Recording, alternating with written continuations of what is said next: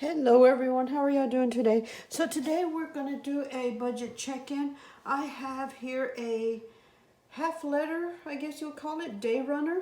And it is originally a address book. It does not have any closure on it. So this is something that I went with this round. It is a 3-ring, and I've added a few things to it. As you can see, it's still pretty new and it doesn't lay flat yet. It does have a secretarial pocket and a few like credit card slots. Like I said, I added a couple of things. I did add this little zip pocket here, as well as a credit card holder here. And that is just from an old Franklin Covey that I had. I also added these dividers. They are from an old calendar. It's pretty old because it's 2006 to 2013. I'm just using it for the tab section, as well as adding this little divider to go directly to the page I need to go to. So this is what I've decided to do with the monthly.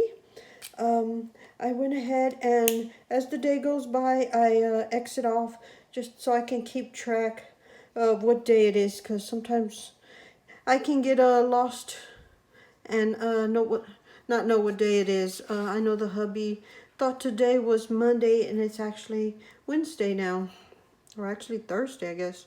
See, now I'm lost too. But anyway, this is my monthly page here, and I put anything that pertains to money, including holidays, birthdays, paydays, and bills. Those all may be related to money, so I went ahead and wrote all that stuff in here. I made a really simple budget, just wrote down the things that are going to happen this month, and it is a zero-based budget. But here's the part we are going to talk about, and I'm going to try to zoom in a little. I believe we left off on paying the electric bill, and I did go ahead and write it in here for $240. And Bank of America, as I said before, is a little different there. But we had, on the 5th, we had a car insurance refund. He sold one of his trucks a while back, and we got a refund for $91. So what I did is I added the $91 and I moved it into the savings account, and I'm just going to hold it there. I'll explain that in a minute. And then Poshmark, I do sell things on Poshmark, and I got $9.35 deposit on the 5th. And then my mother's birthday, we had a small birthday party. It was 6 of us there, and we did social distance and had masks, so everything was safe. And I just gave her $50. I found that the easiest way to go. And I gave her a little bit money. And here it is where I moved the money from my checking account. See the withdrawal there. And like I said, the deposit is there. So that's that. As well as the money for the birthday, I did pull that out of the savings, which is the $50 there.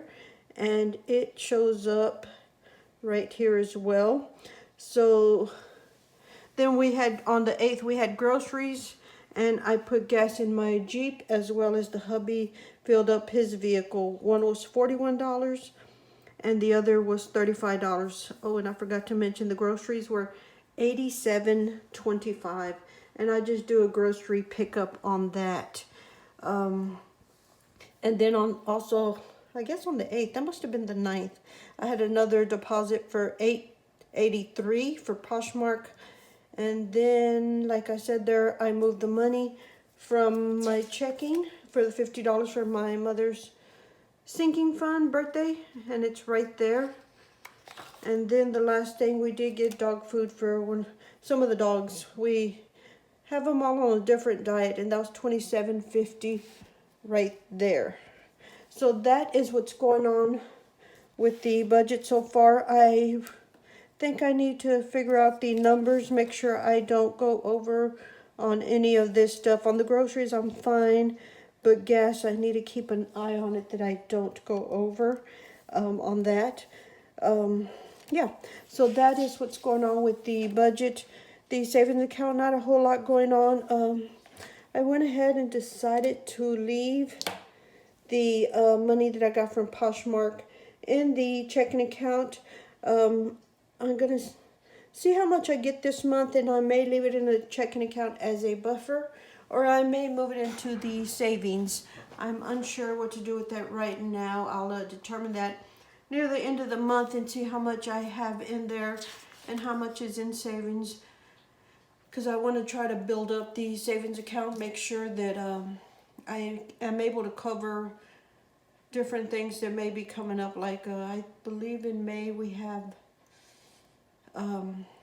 car insurance, as well as this month we do have to get propane, and since we have a bigger tank, it may be a little more for it.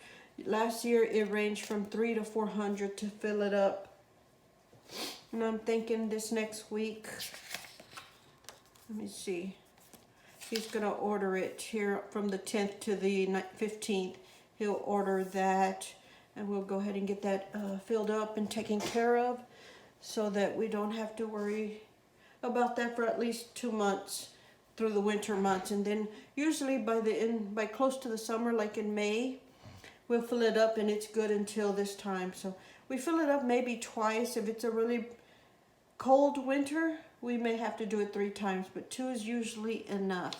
Anyways, that is what the budget is looking like. Like I said, as the bills are getting paid, I'm writing them in here just to show me what is taken care of and what isn't. As you can see, Bank of America's paid, electric's paid. On the 10th, let me see, no, the 17th is Netflix. I thought it was earlier in the month. Netflix, cable, and then home security will be up next.